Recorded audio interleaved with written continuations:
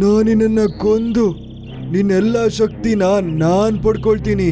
ಅದರಿಂದ ನಾನು ಶಕ್ತಿಶಾಲಿ ಆಗ್ತೀನಿ, ಮತ್ತೆ ಈ ರಾಜ್ಯದ ರಾಜ ಆಗ್ತೀನಿ. ಈ ಕತೆ ಕೇದಾರ್ನಾಥ್ ಕಾಡಲ್ಲಿ ನಡೆದಿರೋದು. ಅಲ್ಲಿ ತುಂಬಾ ರೀತಿಯ ಪಶು ಮತ್ತೆ ಪಕ್ಷಿಗಳು ಅದರ ಜೀವನವನ್ನು ಸಾಗಿಸ್ತಿತ್ತು. ಅದೇ ಕಾಡಲ್ಲಿರೋ ಒಂದು ದೊಡ್ಡ ಮರದಲ್ಲಿ ಸುರೀಲಿ ಗುಬ್ಬಚ್ಚಿ ಮತ್ತೆ ಅದರ ಫ್ರೆಂಡ್ಸ್ ವಾಸ ಮಾಡ್ತಿದ್ರು. ಸುರೀಲಿ ಗುಬ್ಬಚ್ಚಿ ತುಂಬಾ ಒಳ್ಳೆ ಸ್ವರದಲ್ಲಿ ಹಾಡ್ ಹಾಡ್ತಿತ್ತು. ಆ ತರ ಹಾಡ್ ಹಾಡಿ ಆ ಕಾಡಲ್ಲಿರೋ ಎಲ್ಲ ಪಶು ಪಕ್ಷಿಗಳನ್ನ ಖುಷಿ ಪಡಿಸ್ತಿತ್ತು. ಬೇರೆ ಪಕ್ಷಿಗಳಿಗೂ ಇದರ ಹಾಡು ತುಂಬಾನೇ ಇಷ್ಟ ಆಗ್ತಿತ್ತು. ಸುರೀಲಿ ಗುಬ್ಬಚ್ಚಿ, ನೀನು ಎಷ್ಟ್ ಚೆನ್ನಾಗ್ ಹಾಡಾಡ್ತೀಯಾ, ಎಲ್ ನೋಡು ನಿನ್ ಹಾಡ್ ಕೇಳಕ್ಕೆ ಎಷ್ಟ್ ಜನ ಬಂದಿದ್ದಾರೆ ಅಂತ. ನಿನ್ನ ಸ್ವರದಲ್ಲಿ ಏನೋ ಒಂಥರ ಮಾಯೆ ಇದೆ, ಅದ್ರಿಂದ ಎಲ್ಲರಿಗೂ ಹುಷಾರಿಲ್ದೆ ಇದ್ರು ಸರಿ ಹೋಗತ್ತೆ. ಹೌದು ಹೌದು, ನೀನ್ ಹೇಳೋದು ತುಂಬಾನೇ ಸರಿ, ಇವರು ತುಂಬಾ ಚೆನ್ನಾಗಿ ಹಾಡ್ ಹಾಡ್ತಾರೆ. ಅವಾಗ ಸುರೀಲಿ ಗುಬ್ಬಚ್ಚಿ ಕಾಡನ್ನ ಸುತ್ತಕ್ಕೆ ಹೋಗತ್ತೆ. ಸ್ವಲ್ಪ ಹೊತ್ತು ಹಾರಿ ಹೋದ್ಮೇಲೆ ಅದಕ್ಕೊಂದು ಮರ ಕಾಣಿಸುತ್ತೆ. ಅದು ಆ ಮರದ ಮೇಲೆ ಹೋಗಿ ಕೂತ್ಕೊಳ್ಳತ್ತೆ. ಅವಾಗ ಆ ಮರದ ಮೇಲ್ಕೊಂಬೆಯಲ್ಲಿ ಒಂದ್ ಕಾಗೆ ಹುಷಾರಿಲ್ದಂಗೆ ಕೂತಿತ್ತು. ಎಷ್ಟು ಹುಷಾರಿರ್ಲಿಲ್ಲ ಅಂದ್ರೆ ಅದಕ್ಕೆ ಹಾರಕ್ಕೂ ಹೋಗ್ತಿರ್ಲಿಲ್ಲ. ಅವಾಗ ಸುರೀಲಿ ಗುಬ್ಬಚ್ಚಿ ಹೇಳುತ್ತೆ, ಇವತ್ ವಾತಾವರಣ ಎಷ್ಟ್ ಚೆನ್ನಾಗಿದೆ. ಈ ತರ ಹೇಳಿ ಅದು ಹಾಡಾಡಕ್ಕೆ ಶುರು ಮಾಡತ್ತೆ. ತುರುರುರು ತುರುರುರುರುರು ತುರುರುರುರುರುರು. ಸುರೀಲಿ ಗುಬ್ಬಚ್ಚಿ ಹಾಡಾಡಿದ್ದನ್ ಕೇಳಿದ ತಕ್ಷಣ ಕಾಗೆಗೆ ಹಾಗೆ ಪ್ರಾಣನೇ ಬಂದಂಗಿತ್ತು. ಅದು ಮುಂಚಿನ ತರಾನೇ ತುಂಬಾ ಸ್ವಸ್ಥವಾಗಿರೋ ತರ ಅದಕ್ಕನ್ನಿಸ್ತಿತ್ತು. ಅವಾಗ ಕಾಗೆ ತುಂಬಾನೇ ಶಾಕ್ ಆಗಿ ಆಮೇಲೆ ಯೋಚನೆ ಮಾಡತ್ತೆ, ಈ ಚಮತ್ಕಾರ ಹೇಗಾಯ್ತು? ಈ ಪಕ್ಷಿಯ ಸ್ವರದಲ್ಲಿ ಜಾದೂ ಇದೆಯಾ? ಅದನ್ನ ಕೇಳಿ ನಾನು ಆರಾಮಾದೆ. ಅವಾಗ ಕಾಗೆ ಸುರೀಲಿ ಗುಬ್ಬಚ್ಚಿ ಹತ್ರ ಹೋಗಿ ಹೇಳತ್ತೆ, ಎಷ್ಟು ಚೆನ್ನಾಗಿ ಹಾಡಾಡ್ತೀಯ ನೀನು, ನಿನ್ನ ಧ್ವನಿಯಲ್ಲಿ ಜಾದೂ ಇದೆ. ನಂಗೆ ತುಂಬಾ ಹುಷಾರಿರ್ಲಿಲ್ಲ, ಆದರೆ ನಿನ್ನ ಹಾಡು ಕೇಳಿ ನಂಗೆ ಆರಾಮಾಯ್ತು ಮತ್ತೆ ಹುಷಾರಾದೆ. ಅರೆ ವಾ, ಎಷ್ಟೊಳ್ಳೆ ವಿಷಯ. ಆದ್ರೆ ಇದೆಲ್ಲ ನಾನು ಹಾಡೋದ್ರಿಂದ ಏನೂ ಆಗಿಲ್ಲ. ನೀವೇನಾದ್ರೂ ಔಷಧಿ ತಗೊಂಡಿರ್ತೀರಾ? ಹಾಗೂ ಆಗಿರಬಹುದು, ಆದ್ರೆ ನೀನು ಚೆನ್ನಾಗಿ ಹಾಡ್ತೀಯಾ. ಸುರೀಲಿ ಗುಬ್ಬಚ್ಚಿಗೂ ಈ ವಿಷಯ ನಂಬಕ್ಕಾಗ್ಲಿಲ್ಲ, ಒಬ್ರು ಅದರ ಹಾಡನ್ನ ಕೇಳಿ ನಿರೋಗಿ ಆಗ್ತಾರೆ ಅಂತ. ಅವಾಗ ಸಾಯಂಕಾಲ ಆಗಿತ್ತು. ಚಟ್ಕಳಿ ಗುಬ್ಬಚ್ಚಿ ಆಕಾಶದಲ್ಲಿ ಹಾರ್ತಾ ಇತ್ತು. ಅವಾಗೊಂದ್ ಹದ್ದು ಸಡನ್ ಆಗಿ ಗುಬ್ಬಚ್ಚಿ ಮೇಲೆ ದಾಳಿ ಮಾಡತ್ತೆ. ಅವಾಗ ಅದರ ಕಾಲು ಊರ್ದು ಹೋಗುತ್ತೆ. ಆಮೇಲೆ ಅದು ಒಂದ್ ಮರದ ಕೆಳಗ್ ಬಂದು ಕುತ್ಕೊಳ್ಳುತ್ತೆ. ಅದೇ ಮರದ ಮೇಲೆ ಸುರೀಲಿ ಗುಬ್ಬಚ್ಚಿ ಕೂತ್ಕೊಂಡು ಅದರ ಸ್ವರದಲ್ಲಿ ಹಾಡನ್ನ ಹಾಡ್ತಿತ್ತು. ಅವಾಗ ಚಟ್ಕಳಿ ಗುಬ್ಬಚ್ಚಿ ಆ ಹಾಡನ್ನ ಕೇಳ್ತಾ ಕೇಳ್ತಾ ಅದರ ಒಡ್ದೋಗಿರೋ ಕಾಲು ಸರಿಯಾಗೋಗ್ಬಿಡತ್ತೆ. ಅವಾಗ ಚಟ್ಕಳಿ ಗುಬ್ಬಚ್ಚಿ ಹೇಳುತ್ತೆ, ಸುರೀಲಿ ಗುಬ್ಬಚ್ಚಿ, ನೀನ್ ಹಾಡಿದ್ದನ್ ಕೇಳಿ ನನ್ನ ಒಡ್ದೋಗಿರೋ ಕಾಲು ಇವಾಗ ಸರಿ ಹೋಯ್ತು. ನೀನೊಂದು ಮಾಯೆ ಪಕ್ಷಿ, ನಿನ್ನ ಸ್ವರದಲ್ಲಿ ಖಂಡಿತ ಮಾಯೆ ಇದೆ. ನಾನೊಂದು ಮಾಯೆ ಗುಬ್ಬಚ್ಚಿ ಅಂತ ನನ್ಗೆ ಗೊತ್ತಿರ್ಲಿಲ್ಲ. ಆದ್ರೆ ಒಂದ್ಸತಿ ಕಾಲು ಕಾಗೆ ನಾನ್ ಹಾಡಿದ್ದನ್ ಕೇಳಿ ಅದು ನಿರೋಗಿ ಆಗೋಯ್ತು. ಆದ್ರೆ ಅವಾಗ ನನ್ನಲ್ಲಿ ಒಂದ್ ಮಾಯೆ ಶಕ್ತಿ ಇದೆ ಅನ್ನೋದನ್ನ ನಾನು ನಂಬ್ಲಿಲ್ಲ. ಹೌದು, ನಿನ್ನಲ್ಲಿ ಮಾಯೆ ಶಕ್ತಿ ಇದೆ. ನಿನ್ನ ಸ್ವರದಿಂದ ನೀನು ಎಲ್ಲಾರ್ನೂ ಸ್ವಸ್ಥರಾಗಿ ನಿರೋಗಿಯಾಗಿ ಮಾಡಬಹುದು. ನಾನು ಈ ಶಕ್ತಿನ ಎಲ್ಲರಿಗೂ ಸೇವೆ ಮಾಡಕ್ಕೆ ಉಪಯೋಗಿಸ್ತೀನಿ. ಎಲ್ಲರಿಗೂ ಫ್ರೀಯಾಗಿ ಟ್ರೀಟ್ ಮಾಡ್ತೀನಿ. ನಾನ್ ಯಾವಾಗ್ಲೂ ಈ ಶಕ್ತಿಗಳನ್ನ ದುರುಪಯೋಗ ಮಾಡಲ್ಲ. ಆ ಕಾಡಲ್ಲಿ ಸುರೀಲಿ ಗುಬ್ಬಚ್ಚಿನ ಇಷ್ಟ ಪಡದೆ ಇರೋ ಪ್ರಾಣಿಗಳು ಇರ್ತಾ ಇತ್ತು. ನಟ್ಕಟ್ ಕೋತಿಗೆ ಸುರೀಲಿ ಗುಬ್ಬಚ್ಚಿನ ಸ್ವಲ್ಪನೂ ಇಷ್ಟ ಇಲ್ಲ. ಆವಾಗ ಸಡನ್ ಆಗಿ ಒಂದಿವಸ ನಟ್ಕಟ್ ಕೋತಿಗೆ ಹುಷಾರಿಲ್ದಂಗ್ ಆಗೋಯ್ತು.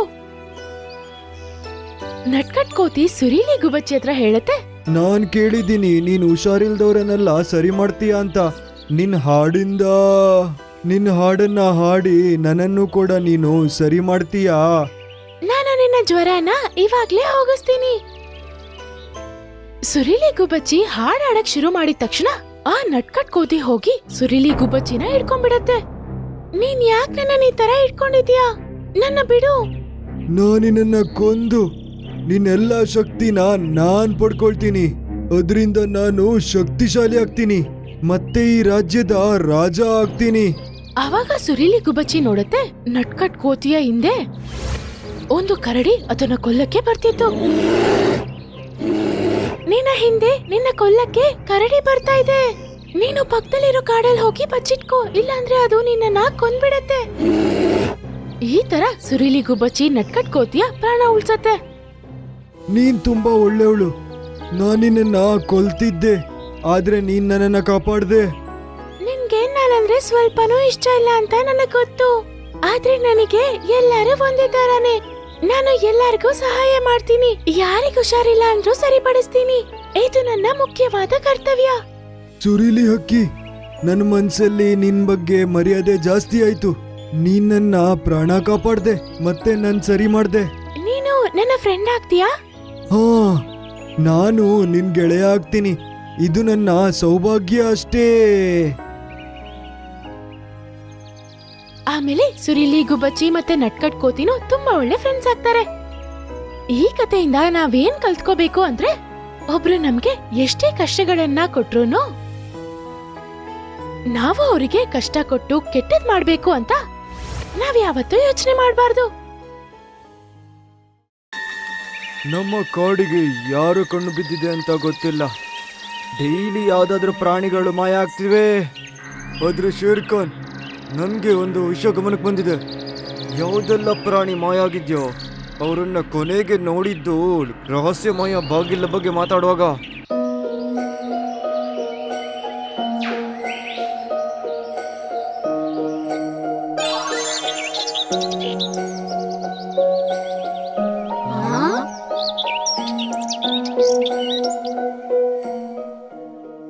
ಅರೆ ವಾ, ಈ ಹಣ್ಣು ಎಷ್ಟು ಚೆನ್ನಾಗಿದೆ. ಇಂತಹ ಒಂದು ಹಣ್ಣು ನಾನು ಯಾವಾಗ್ಲೂ ನೋಡೇ ಇಲ್ಲ. ನಾನು ಈ ಹಣ್ಣನ್ನ ಇವತ್ ನೋಡ್ಬಿಟ್ಟೆ.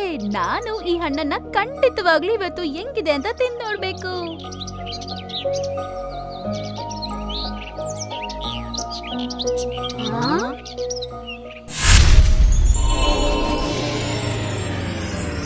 ಅರೆ, ಏನ್ ನಡೀತಿದೆ ಇಲ್ಲಿ? ಆ, ಆ, ಆ, ಆ, ಆ.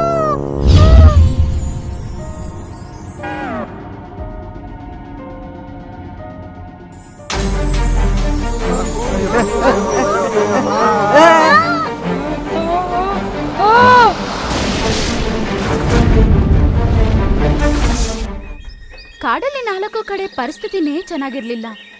ಎಲ್ಲಾ ಜಂತುಗಳು ಚಿಂತೆಗೊಳಗಾಗಿತ್ತು.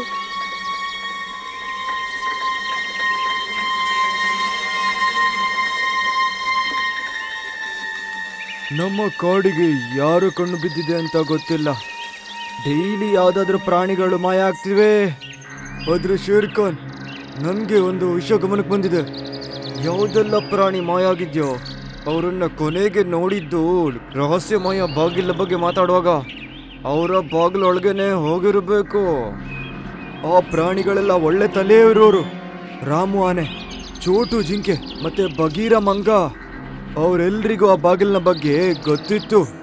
ಅವ್ರಿಗೆ ಗೊತ್ತಿದ್ದು ಯಾಕೆ ಒಳಗಡೆ ಹೋಗ್ತಾರವರು? ಈ ರಹಸ್ಯಮಯ ಬಾಗ್ಲಿ ಏನೋ? ರಹಸ್ಯಮಯ ಬಾಗಿಲು ಅಲ್ಲಿ ಕಪ್ಪ ಪರ್ವತದ ಮೇಲಿದೆ. ಆ ಬಾಗಿಲಿನಾಚೆ ಏನು ಕಾಣಲ್ಲ, ಬಂಗಾರದ ಕಿರಣಗಳು ಮಾತ್ರ ಕಾಣುತ್ತೆ. ಯಾರದ್ರ ಒಳಗಡೆ ಹೋಗಿದಾರೋ ಹಿಂದೆ ಬರಲೇ ಇಲ್ಲ. ನಮ್ಮ ಪ್ರಾಣಿಗಳು ಮಾಯ ಆಗಿರೋ ವಿಷಯ ಗೋಲ್ಡಿ ಗೊತ್ತಾಗಿದೆ. ಅವನು ಯಾವಾಗ ಬೇಕಾದ್ರೂ ಶೇರು ಜೊತೆ ಸೇರಿ ನಮ್ಮ ಮೇಲೆ ಅಟ್ಯಾಕ್ ಮಾಡ್ಬೋದು. 2 ಸಿಂಹಗಳನ್ನ ನೀವು ಹೇಗೆ ಫೈಟ್ ಮಾಡ್ತೀರಿ? ಒಬ್ಬ ರಾಜನಾಗಿ ನನಗೆ ಸೋಲೊಪ್ಕೊಳ್ಳೋದು ಇಷ್ಟ ಇಲ್ಲ. ಆದ್ರೆ ನಾನು ಸಾಯೋ ತನಕ ಹೋರಾಡ್ತೀನಿ. ಇದನ್ ಕೇಳಿದ ಮೀಟು ಗಿಳಿಗೆ ತುಂಬಾನೇ ಬೇಜಾರಾಗುತ್ತೆ. ಮಾರನೇ ದಿನ ಬೆಳಗ್ಗೆ ಯಾರಿಗೂ ಗೊತ್ತಿಲ್ಲದೆ ಆ ಬಾಗಿಲ ಹತ್ರ ಅದು ರಹಸ್ಯವಾಗಿ ಹೋಗಿ ನೋಡುತ್ತೆ. ಮೇಲೆಯಿಂದ ಅದೇನೋ ನೋಡುತ್ತೆ. ಕೆಳಗಡೆ ಕಾಲು ಕರಡಿ ಗೋಲ್ಡಿ ಹತ್ರ ಏನೋ ಮಾತಾಡ್ತಾ ಇರುತ್ತೆ. ಏನೋ ನಮ್ಮ ಕರಡಿ ಆ ಗೋಲ್ಡಿ ಹತ್ರ ಯಾಕೆ ಮಾತಾಡ್ತಿದೆ? ಕೇಳ್ತೀನಿ. ಗೋಲ್ಡಿ ಮಹಾರಾಜ, ನೀವು ಹೇಳ್ದಾಗೇನೆ ಕಾಡಿನ ಎಲ್ಲ ಪ್ರಾಣಿಗಳನ್ನ ಆ ಬಂಗಾರದ ಬಾಗ್ಲಾಚೆ ಕಳ್ಸ ಆಗೋಗಿದೆ ನಾನು. ಇನ್ನವರು ಹಿಂದೆ ಬರೋದೇ ಇಲ್ಲ. ಅಟ್ಯಾಕ್ ಮಾಡಕ್ ಸರಿಯಾದ ಟೈಮು. ಶೇರ್ ಖಾನ್ ನಿನ್ನ ಹತ್ರ ಸೋತು ಹೋಗ್ತಾನೆ. ನಮ್ಮ ಕಾಡಲ್ಲೂ ಕೂಡ ನೀವೇ ಇರ್ತೀರ ರಾಜರಾಗಿ. ಈಗೇನಾದ್ರೂ ಆದ್ರೆ ನೀನು ಈ ಕಾಡಿನ ಮಂತ್ರಿ ಕಣಯ್ಯ. ಅಂದ್ರೆ ಕರಡಿ ಗೋಲ್ಡಿ ಒಟ್ಟಿಗೆ ಸೇರ್ಕೊಂಡಿದ್ಯಾ? ಇದ್ರ ಬಗ್ಗೆ ಶೇರ್ ಖಾನಿಗೆ ನಾನು ಹೇಳಲೇಬೇಕು. ಆಗ ಮಿಟ್ಟುಗೆ ಹಿಂದ್ಗಡೆಯಿಂದ ಯಾರೋ ಮಾತಾಡೋ ಶಬ್ದ ಕೇಳಿಸುತ್ತೆ. ಏನ್ ಕೇಳಿಸ್ಕೊತಾ ಇದೆಯಾ ಮಗು? ಅದು ಹಿಂದ್ಗಡೆ ತಿರುಗಿ ನೋಡುತ್ತೆ. ಅಲ್ಲಿ ಗೋಲ್ಡಿಯ ಕಾಡಿಗೆ ಸೇರಿದ ಹದ್ದು ಇತ್ತು. ಗೋಲ್ಡಿ ರಾಜ, ನೀವಿಬ್ರು ಮಾತಾಡ್ಕೋತಿರೋದು ಈ ಮಿಟ್ಟು ಎಲ್ಲ ಕೇಳಿಸ್ಕೋತು. ಇಡೀ ಅದನ್ನ ಕೇಳಿಸ್ಕೊಂಡು ಗಿಳಿಗೆ ತುಂಬಾ ಭಯ ಆಗುತ್ತೆ. ಆಮೇಲೆ ಅದು ಆ ಬೆಟ್ಟದ ಕಡೆ ಎಗರ್ಕೊಂಡು ಹೋಗುತ್ತೆ. ಹದ್ದು ಅದ್ರ ಹಿಂದ್ಗಡೆನೆ ಹೋಗುತ್ತೆ. ಅಯ್ಯೋ ದೇವ್ರೆ, ಏನಾದ್ರೂ ದಾರಿ ತೋರ್ಸು, ಇಲ್ಲ ಅಂದ್ರೆ ನನ್ ಕತೆ ಮುಗೀತೀಗ. ಆಗ ಅದು ಅದ್ರ ಮುಂದೆ ಒಂದು ಬಂಗಾರದ ಬಾಗಿಲು ಇರೋದನ್ನ ನೋಡುತ್ತೆ. ಅನ್ಸುತ್ತೆ ಅದೇ ಮಾಂತ್ರಿಕ ಬಾಗ್ಲಿದು. ಎಲ್ಲರೂ ಇದ್ರ ಬಗ್ಗೆನೆ ಮಾತಾಡ್ತಿದ್ರಲ್ವಾ, ನಾನಿದ್ರೊಳಗೆ ಹೋಗ್ಬಿಡ್ತೀನೀಗ. ಹಗ್ಗ ತಂದ್ಕೊಂಡು ರೆಕ್ಕೆನ ನಿಲ್ಸದೆ ಅದು ಆ ಬಾಗಿಲ ಕಡೆ ಹೋಗುತ್ತೆ. ಅರೆ ವಾ, ತುಂಬಾ ಒಳ್ಳೇದಾಯ್ತು. ಮತ್ತೆ ಇದು ವಾಪಸ್ ಯಾವಾಗ್ಲೂ ಬರಲ್ಲ. ಹಂಗಂತ ಅನ್ಕೊಂಡು ಅದು ಗೋಲ್ಡಿ ಮತ್ತೆ ಕರಡಿಯ ಬಳಿ ಹೋಗ್ಬಿಡುತ್ತೆ. ಒಳಗಡೆ ಹೋದ್ಮೇಲೆ ಸ್ವಲ್ಪತ್ವರೆಗೂ ಮಿಟ್ಟುಗೆ ಏನೂ ಕಾಣಿಸಲ್ಲ. ಆ ದೃಶ್ಯವನ್ನು ಮಿಟ್ಟು ನೋಡ್ಬಿಟ್ಟು ಅದ್ರ ಕಣ್ಣನ್ನ ಅದ್ರ ಕೈಲೇ ನಂಬಕ್ಕಾಗಿಲ್ಲ. ಅದು ಅಷ್ಟು ಸುಂದರವಾದ ಕಾಡಾಗಿತ್ತು. ಅದರ ಮುಂದೆ ನದಿ ಒಂದು ಓಡ್ತಿತ್ತು. ವರ್ಣರಂಜಿತ ಹೂವುಗಳು ಗಿಡದಲ್ಲಿ ಬಿಟ್ಟಿದ್ವು. ಅದು ನೋಡುತ್ತೆ, ಅದರ ಕಾಡಿನಿಂದ ಮಾಯ ಆಗಿರುವ ಜಂತುಗಳೆಲ್ಲ ಪಂಜರದಲ್ಲಿ ಬಂಧಿಸಲ್ಪಟ್ಟಿದ್ವು. 4 ಕಡೆ ಪಕ್ಷಿಗಳಿದ್ವು. ಮತ್ತೆ ಒಂದು ಪಕ್ಷಿ ಸಿಂಹಾಸನದ ಮೇಲೆ ಕೂತಿರುತ್ತೆ. ನೀನ್ ಯಾರು? ನೀನ್ ಇಲ್ಲಿ ಬಂದಿರುವುದರಿಂದ? ಪಕ್ಷಿಗಳ ರಾಣಿ, ನಾನು ಮಿಟ್ಟು ಅಂತ. ನನ್ನ ಗೆಳೆಯರನ್ನ ನೀವು ಯಾಕೆ ಹಿಡಿದಿಟ್ಕೊಂಡಿದ್ದೀರಾ ಇಲ್ಲಿ? ಈಗ ನಿನ್ನ ಕೂಡ ಇವ್ರಂಗೆ ನಾನು ಬಂಧಿಸ್ಬಿಡ್ತೇನೆ. ಹಂಗಂತ ಅದು ಮಾಯ ಮಾಡುತ್ತೆ. ಆದ್ರೆ ಮಿಟ್ಟು ಮೇಲೆ ಆ ಮಾಯೆ ಏನು ಪ್ರಯೋಗ ಆಗಿಲ್ಲ. ಏನಿದು? ಇದಾಗಕ್ಕೆ ಸಾಧ್ಯನೇ ಇಲ್ಲ. ನನ್ನ ಮಾಯ ನಿನ್ ಮೇಲೆ ಯಾಕೆ ಕೆಲ್ಸ ಮಾಡ್ತಿಲ್ಲ? ಹಂಗಂತ ಅವಳು ಮತ್ತೆ ಮಾಯ ಮಾಡ್ತಾಳೆ. ಈ ಸಲ ಕೂಡ ಅವಳ ಮಾಯೆ ಮಿಟ್ಟು ಮೇಲೆ ಕೆಲ್ಸ ಮಾಡಿಲ್ಲ. ಯಾವ ಜಂತು ಅತಿ ಆಸೆ ಇಲ್ಲದೆ ಇಲ್ಲಿಗೆ ಬರುತ್ತೋ ಅದ್ರ ಮೇಲೆನೆ ನನ್ನ ಮಾಯೆ ಕೆಲ್ಸ ಮಾಡಲ್ಲ. ಅಂದ್ರೆ ನೀನು ಅತಿ ಆಸೆಯಿಂದ ಇಲ್ಲಿ ಬಂದಿಲ್ವಾ? ಇಲ್ಲ ರಾಣಿ, ನನ್ನ ಜೀವನ ಉಳಿಸ್ಕೊಳ್ಳೋಕೆ ನಾನು ಬಂದೆ. ನನ್ನ ಹಿಂದೆ ಒಂದು ಹದ್ದು ಬಿದ್ದಿತ್ತು, ಅದರಿಂದ ಕಾಪಾಡ್ಕೊಳ್ಳೋಕಂತ ಇಲ್ಲಿ ಬಂದೆ. ನಿನ್ನ ಮನಸ್ಸು ತುಂಬಾ ಒಳ್ಳೆಯದು. ನಾನು ಕೊಡುವ ಬಹುಮಾನವನ್ನು ಪಡೆಯೋದಕ್ಕೆ ನಿನ್ನಂತಹ ಪಕ್ಷಿಗೆ ಮಾತ್ರನೇ ಅರ್ಹತೆ ಇದೆ. ಹಂಗಂತೇಳಿ ಪಕ್ಷಿ ರಾಣಿ ಮಾಯ ಮಾಡುತ್ತೆ. ಪಕ್ಷಿ ರಾಣಿ ಹತ್ರ ಇರುವಂತಹ ಒಂದು ಮಾಯಾ ಕೋಲು ಗಿಳಿಯ ಕೈಯಲ್ಲೂ ಬಂದ್ಬಿಡುತ್ತೆ. ಧನ್ಯವಾದ ಪಕ್ಷಿಗಳ ರಾಣಿ. ನನಗೆ ಈ ಮಾಂತ್ರಿಕ ದಂಡಕ್ಕಿಂತ ಜಾಸ್ತಿ ನನ್ನ ಫ್ರೆಂಡ್ಸಿಗ ಬೇಕು. ನಮ್ಮ ಕಾಡ್ ಮೇಲೆ ಅಟ್ಯಾಕ್ ಆಗೋಕಿದೆ. ಈಗ ನನ್ನ ಕಾಡನ್ನು ನಾನು ಕಾಪಾಡ್ಕೊಳ್ಬೇಕು. ಸರಿ ಮಿಟ್ಟು, ಇವ್ರು ಅತಿ ಆಸೆ ಕಾರಣದಿಂದಾನೇ ಒಳಗಡೆ ಬಂದ್ರು. ಇವ್ರನ್ನ ಬಿಡ್ಲೇಬಾರ್ದು ಅನ್ಕೊಂಡೆ, ಆದ್ರೆ ನೀನ್ ಹೇಳ್ತಿರೋದ್ರಿಂದ ನಾನ್ ಇವ್ರನ್ನ ಬಿಡ್ತಿದ್ದೀನಿ. ಹಂಗಂತೇಳಿ ಪಕ್ಷಿ ರಾಣಿ ಎಲ್ಲಾ ಜಂತುಗಳನ್ನೂ ಬಿಟ್ಬಿಡುತ್ತೆ.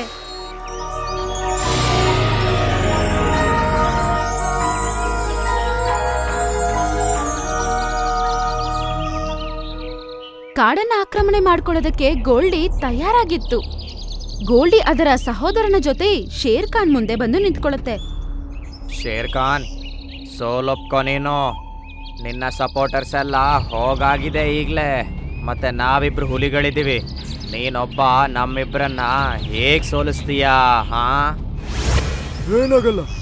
ನಾ ಸತ್ತೋದ್ರು ಕೂಡ ಸೋಲೊಪ್ಕೊಳ್ಳಲ್ಲ. ನಾನಿಲ್ಲಿನ ರಾಜನಾಗೆ ಸಾಯ್ತೀನಿ.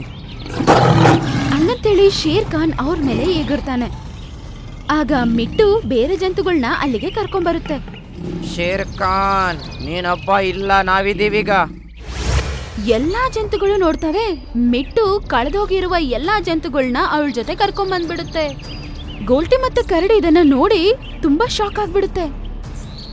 ಶೇರ್ ಖಾನ್, ಎಲ್ಲ ಪ್ರಾಣಿಗಳನ್ನೆಲ್ಲ ಮಂಗ ಮಾಡಿ ಆ ಬಾಗಿಲಾಚೆ ಕಳಿಸಿದ್ದು ಕಾಲು. ಅವನು ಗೋಲ್ಡಿಯೊಟ್ಟಿಗೆ ಸೇರ್ಕೊಂಡಿಯಾನೆ. ಓ ಹೌದಾ? ಇವನಿಗೆ ಶಿಕ್ಷೆ ಆಗ್ಲೇಬೇಕು. ನೀನೊಬ್ಬ ಸಿಂಹ ನಮ್ಮೊಟ್ಟಿಗೆ ಹೋರಾಡಕ್ಕಾಗೋದೇ ಇಲ್ಲ. ಸೋಲೊಪ್ಕೋ, ಇದ್ರಲ್ಲೇ ನಿಂಗೆ ಒಳ್ಳೇದಾಗತ್ತೆ. ಶೇರ್ ಖಾನ್ ಒಬ್ರೇ ಅಲ್ಲ. ಹಂಗಂತೇಳಿ ಮಿಟ್ಟು ಅದರ ಮಾಯೆಯನ್ನು ಶೇರ್ ಖಾನ್ ಮೇಲೆ ಉಪಯೋಗಿಸುತ್ತೆ. ಆಗ ಅದ್ರ ಪಕ್ಕದಲ್ಲೇ ಇನ್ನೊಂದು ಶೇರ್ ಖಾನ್ ಪ್ರತ್ಯಕ್ಷ ಆಗುತ್ತೆ. ಹಾ, ಇದಾಗಕ್ಕೆ ಹೇಗ್ ಸಾಧ್ಯ? ಈಗ ಇಬ್ರು ಸೇರಿ ಅವರಿಬ್ಬರ ಮೇಲೆ ದಾಳಿ ಮಾಡ್ತಾರೆ. ತುಂಬಾ ಹೊತ್ತು ದಾಳಿ ನಡೆದ ನಂತರ ಗೋಲ್ಡಿ ಮತ್ತೆ ಅದರ ಸಹೋದರ ಟಯರ್ಡ್ ಆಗ್ಬಿಡ್ತಾರೆ. ಮತ್ತೆ ಅವರು ಸೋಲೊಪ್ಕೋತಾರೆ. ನಾವು ಸೋಲ್ಕೊಳ್ತೀವಿ. ಬಿಟ್ಬಿಡು. ಹೋಗಿ ಮುಚ್ಕೊಂಡು ಇಲ್ಲಿಂದ ಹೊರಟೋಗು. ನೀವು ಹೋಗುವಾಗ ಈ ಕರಡಿನೂ ಕೂಡ ಕರ್ಕೊಂಡೋಗು. ಅದನ್ ಕೇಳಿದ ತಕ್ಷಣ ಅವರಿಬ್ರು ಅವ್ರ ಜೊತೆ ಕಾಲು ಕರಡಿನ ಕರ್ಕೊಂಡು ಅಲ್ಲಿಂದ ಬೇಗ ಓಡ್ಬಿಡ್ತಾರೆ. ಶೇರ್ ಖಾನ್ ಮತ್ತೆ ಬೇರೆ ಜಂತುಗಳು ಎಲ್ಲರೂ ಸೇರಿ ತುಂಬಾನೇ ಧನ್ಯವಾದಗಳನ್ನ ತಿಳಿಸ್ತಾರೆ. ಅವಾಗಿಂದ ಎಲ್ಲಾ ಜಂತುಗಳು ಒಂದುಗೂಡಿ ತುಂಬಾ ಸಂತೋಷವಾಗಿ ಜೀವಿಸ್ತಿದೆ. ಮತ್ತೆ ಮಿಟ್ಟುಗಿಳಿ ಅವತ್ತಿಂದ ಎಲ್ಲಾ ಜಂತುಗಳಿಗೂ ಅದರ ಮಾಯ ಉಪಯೋಗ ಮಾಡ್ಕೊಂಡು ಸಹಾಯ ಮಾಡ್ತಿತ್ತು. ಆ ರಹಸ್ಯವಾದ ಬಾಗಿಲು ಇವತ್ತು ಕೂಡ ತೆಗೆದೇ ಇದೆ.